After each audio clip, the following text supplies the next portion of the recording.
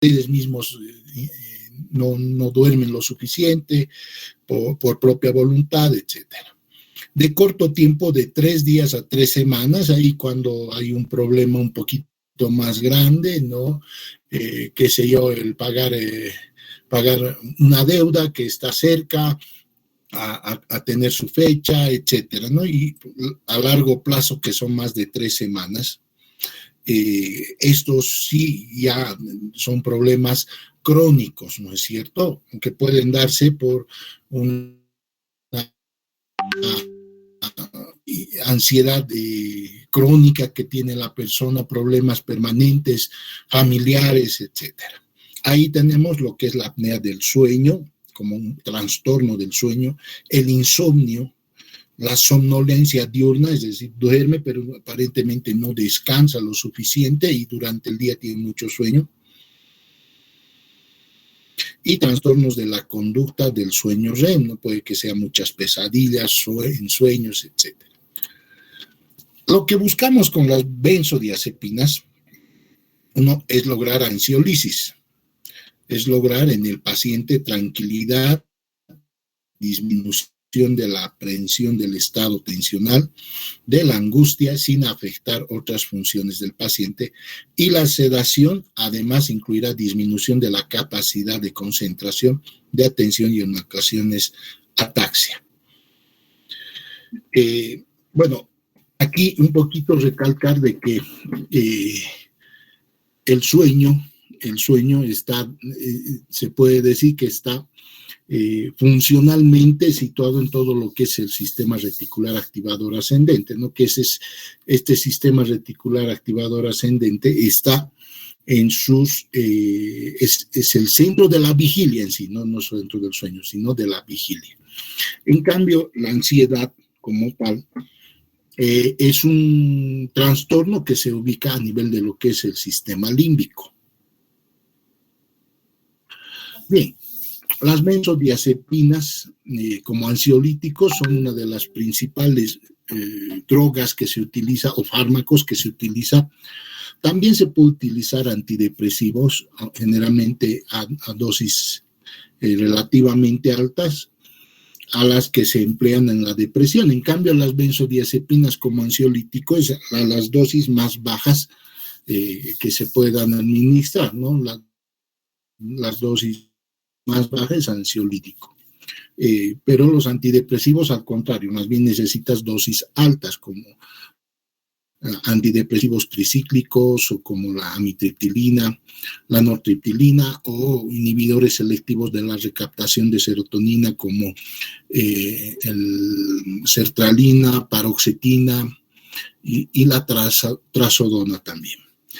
Antagonistas 5-HT1A como la buspirona, antagonistas beta. Los antihistamínicos también pueden causar cierta sedación, sobre todo los de primera generación. Neurolépticos a dosis bajas, el haloperidol, droperidol. Antiepilépticos como carbamazepina, el ácido valproico, el fenobarbital, obviamente, el hidrato de clobamato y los barbitúricos. Ahí está el fenobarbital, amobarbital, pero que en la actualidad, porque pueden causar, además de causar adicción, también pueden causar en una intoxicación paro respiratorio. Bien, las benzodiazepinas introducidas en los años 60 son tranquilizantes menores, son una clase de medicamentos psicotrópicos. Actúan sobre el sistema nervioso central con efecto sedante, hipnótico, ansiolítico, anticonvulsivo, amnésico y miorrelajante. Miren varios efectos, pero en ninguno de estos se enfoca como analgésico, ¿no? Como analgésico. No son analgésicos, por ejemplo. Muchos tienen la creencia de que las benzodiazepinas pueden causar analgesia o calmar el dolor. No, al contrario, algunos de estos pueden causar hiperalgesia. Actualmente son las más utilizadas para este tipo de entidades. las más ampliamente prescritas en el mundo, hay un uso indiscriminado, irracional, que ha producido millones de usuarios crónicos. Puede causar dependencia física y psíquica, es decir, puede causar adicción, y ante la supresión brusca puede causar un síndrome de abstinencia. Y en algunas partes del mundo, exceptuando nuestro país, son las drogas que más se utilizan en el intento de suicidio, aunque en nuestro país no es tan fácil conseguir benzodiazepinas como en otros países. Aquí es mucho más restringido, se utiliza con receta retenida y bueno, no es fácil conseguir. En cambio, los raticidas, que es la forma más frecuente de intento de suicidio por drogas. Vamos a clasificar las benzodiazepinas en las de acción corta, intermedia, prolongada. De acción corta, de 3 a 8 horas de duración, el midazolam, el triazolam. De acción intermedia, de 10 a 20 horas.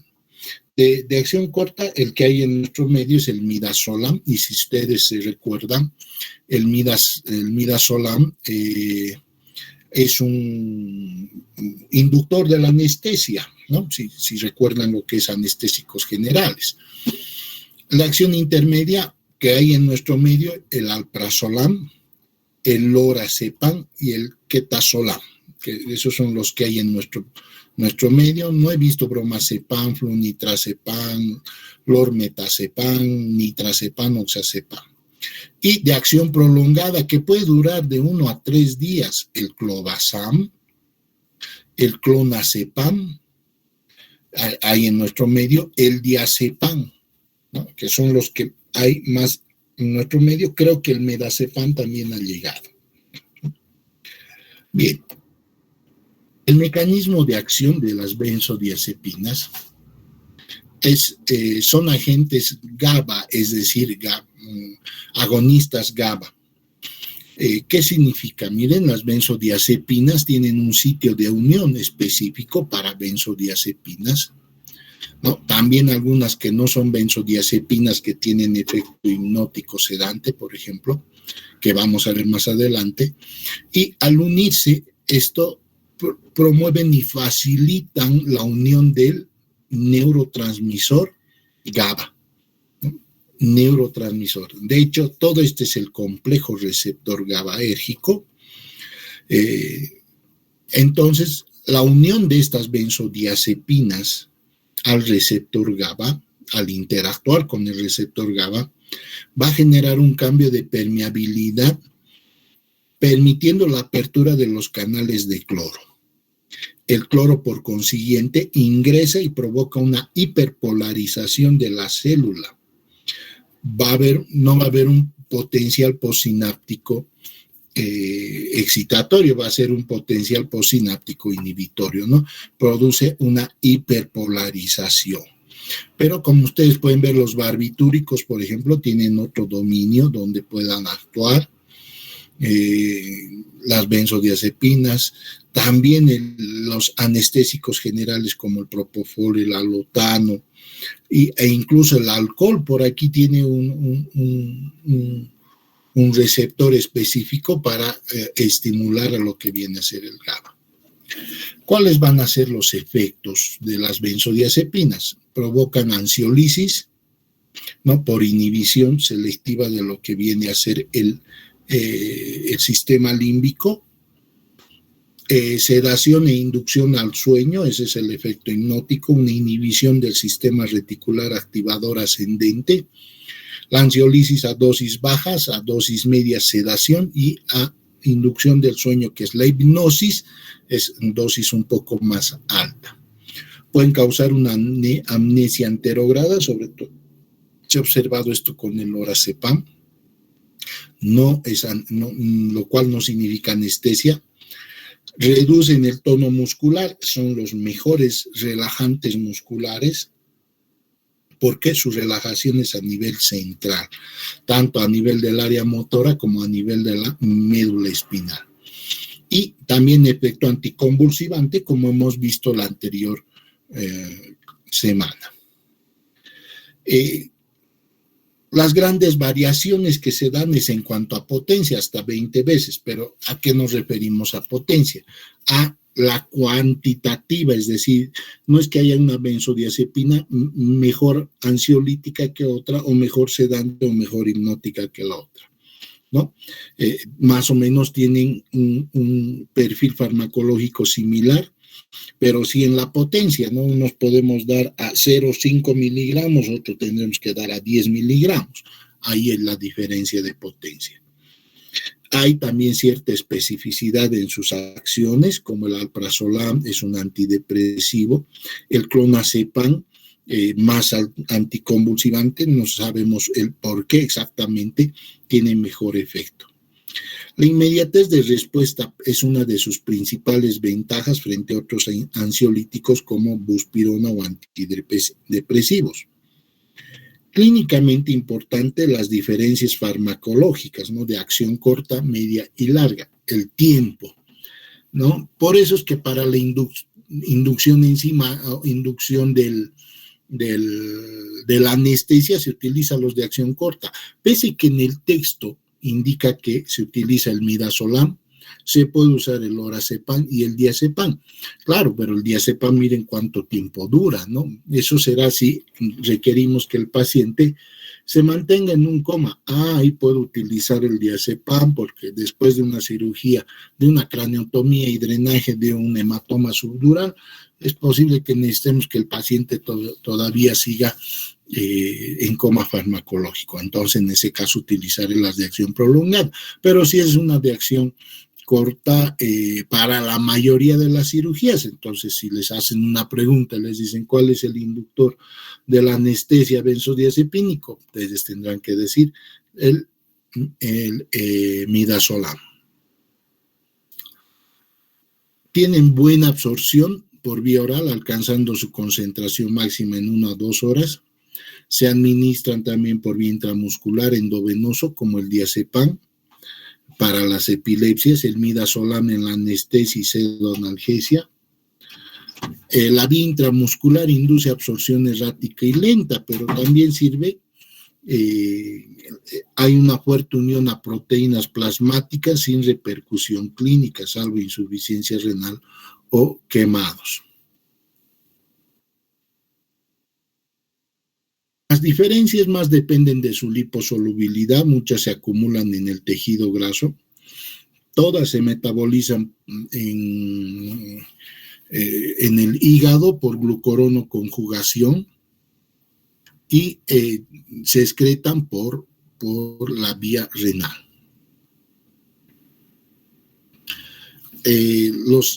Los ancianos metabolizan más lento y se puede empezar con dosis más bajas, es decir, a un 50% de la dosis. Entonces, la mayoría hace por glucuronoconjugación, aunque el triazolam, alprazolam, midazolam, clonazepam, de estas, excepto el triazolam que ya no hay en nuestro medio, pero alprazolam, midazolam, inicialmente primero sufren hidroxilación.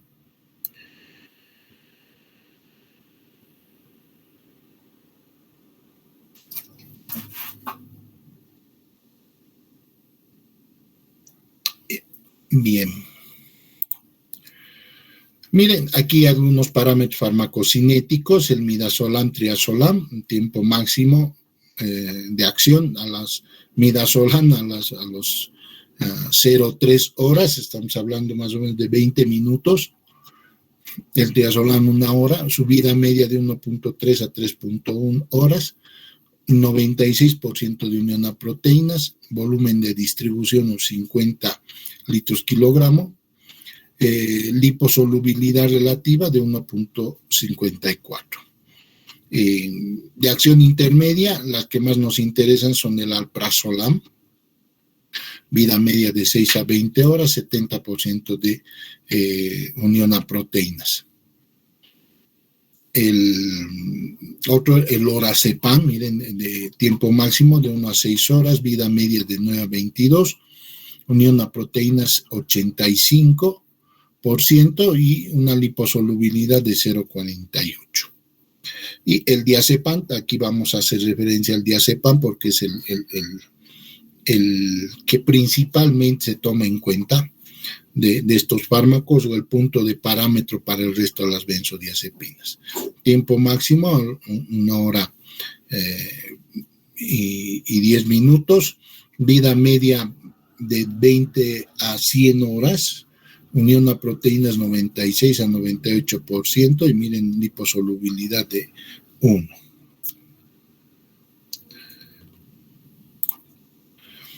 La actividad ansiolítica es una inhibición del sistema límbico, ¿no? Todas tienen la misma eficacia y su elección debe basarse en la duración del efecto y la posibilidad de separar el efecto sedante.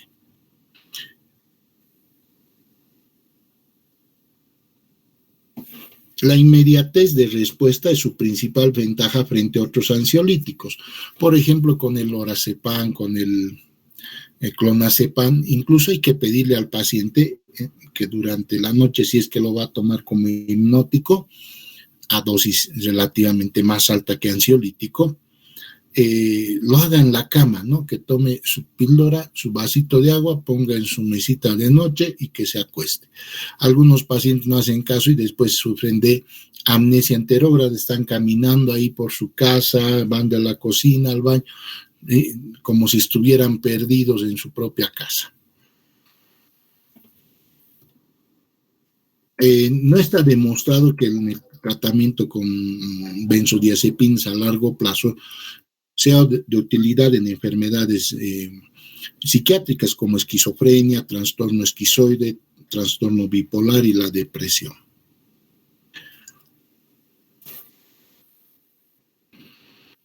¿Qué benzodiazepina voy a elegir como ansiolítico? Aunque se usa muy exageradamente en medicina general y no se justifica en hipertensión, ¿no? Tal vez para bájese el estrés, les dicen, y están prescribiendo benzodiazepinas, y eso no es correcto, ¿no?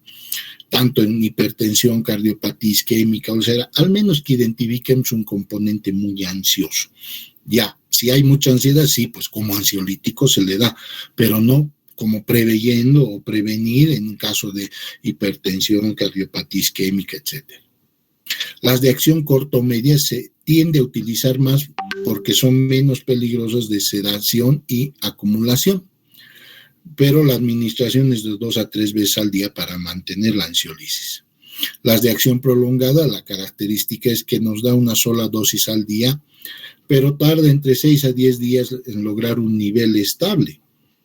Hay mayor posibilidad de acumulación, de somnolencia, sobre todo en ancianos. Menor problema por retirada porque la lentitud en la eliminación compensa la supresión brusca del tratamiento.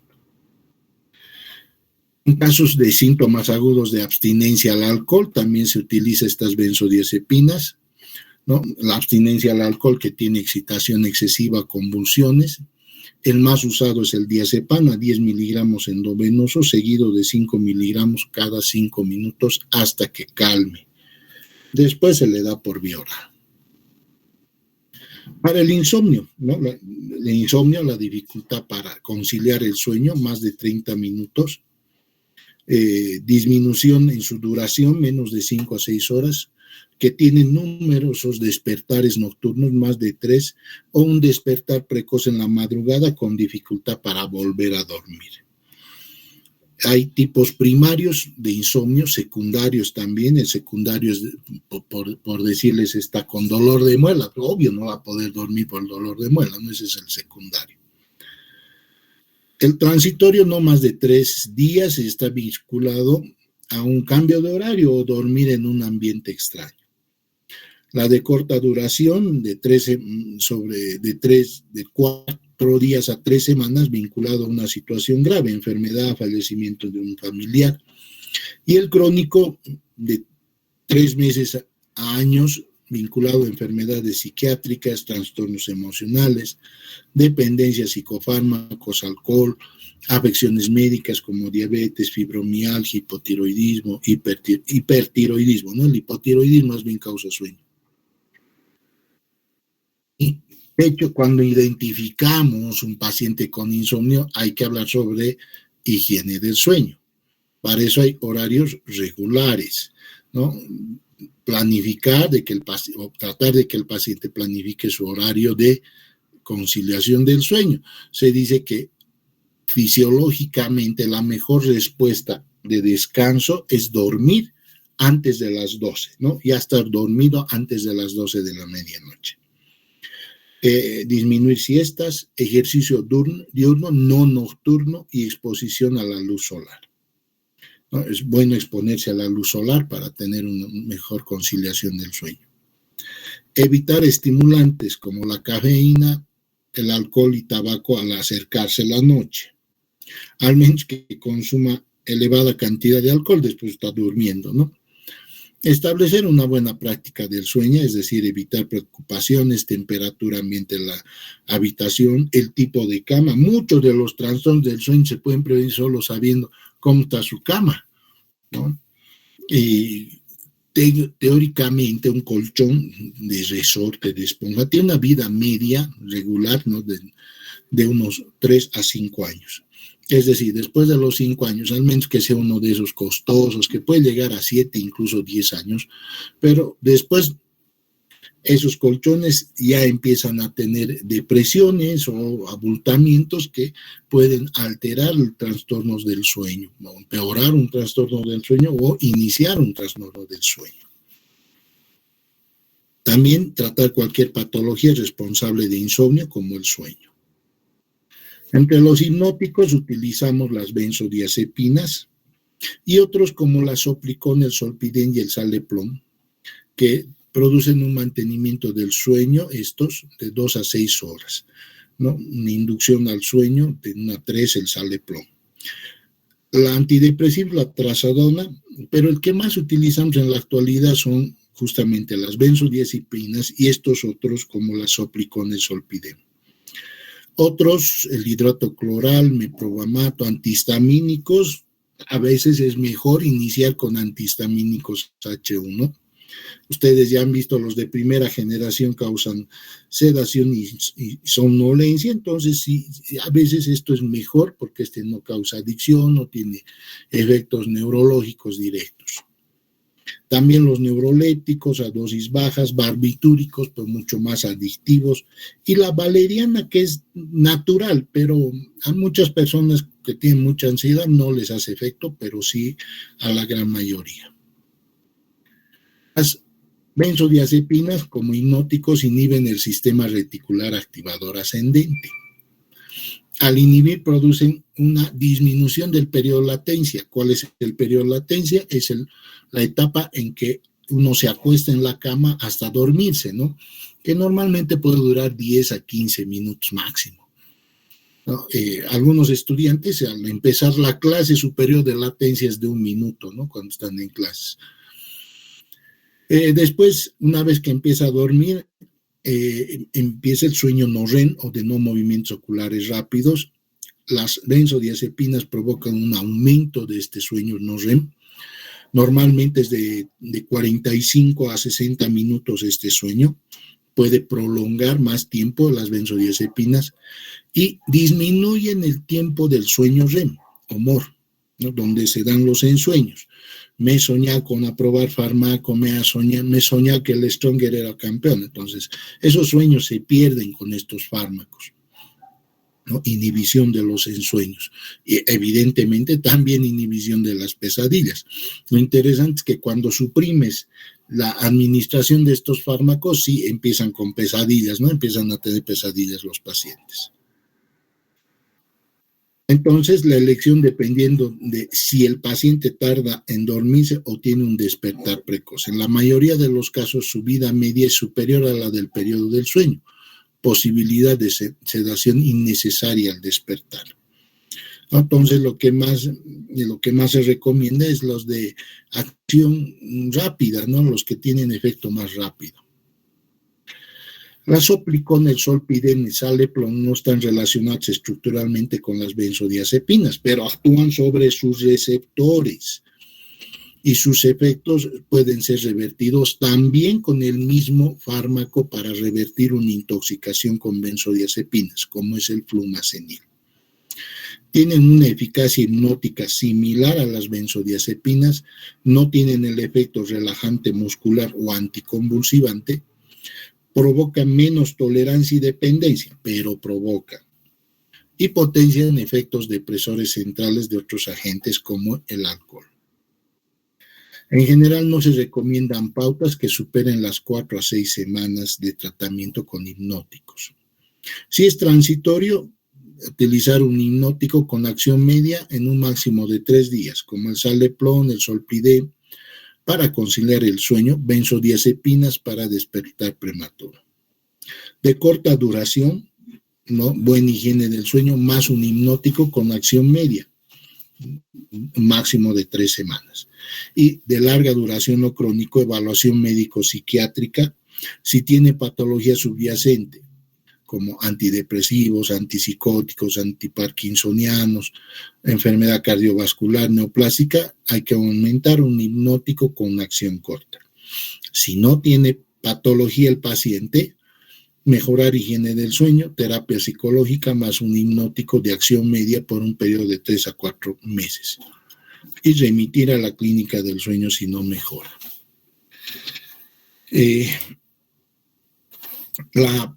La práctica no sigue las recomendaciones siempre, ¿no? En la práctica los pacientes no siguen sus recomendaciones.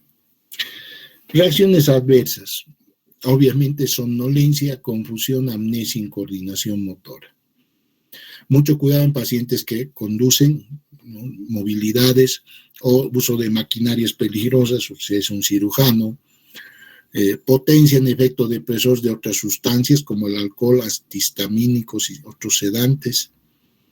Episodios de conducta agresiva o hostil antes de que se establezca el efecto ansiolítico sedante, hay que tener en cuenta eso en algunos pacientes.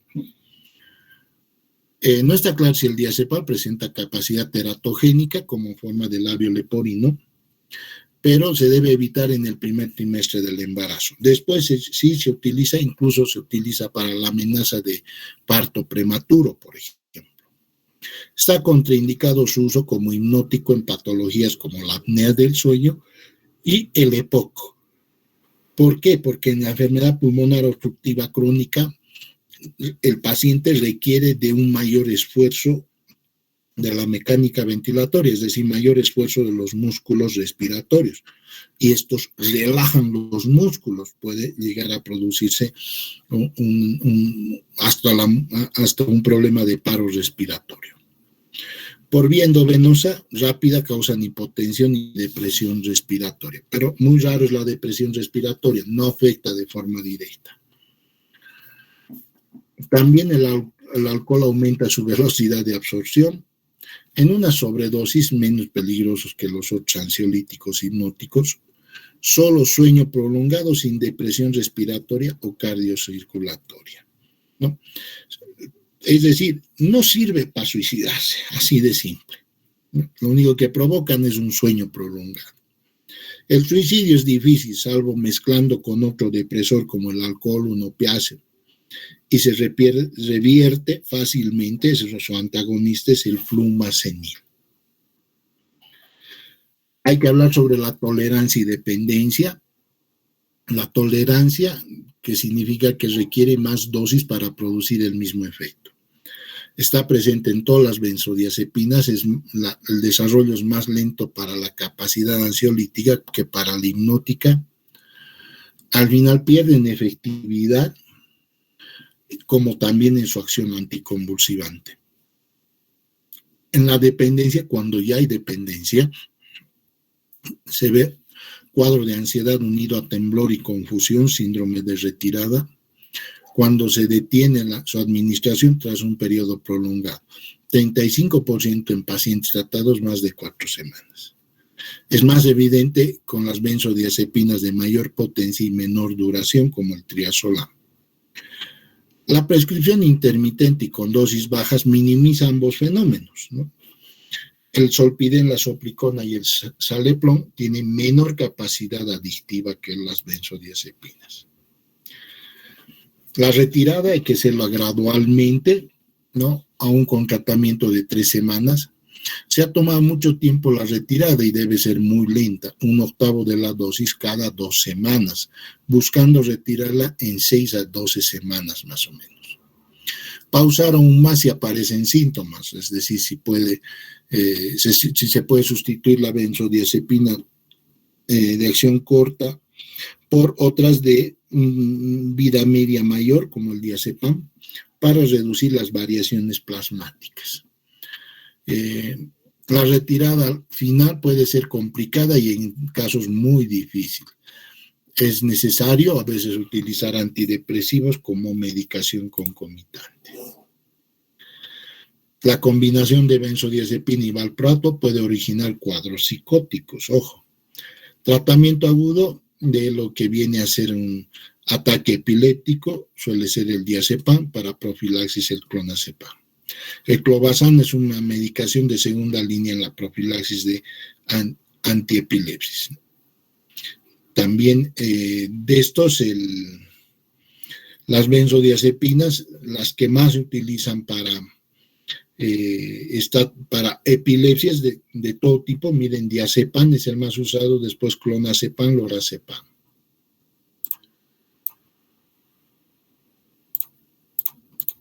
¿Alguna consulta?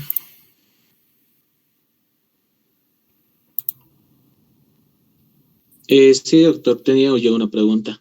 En el área de contraindicaciones, en el libro nos indica que hay que tener precaución con pacientes que roncan. No me queda claro cuál sería el motivo por el cual tendríamos que tener cuidado con estos pacientes. Apnea del sueño, ¿no? Pacientes que roncan tienden a tener apnea del sueño, ¿no? Y más la relajación muscular, eso puede empeorar. Gracias, doctor.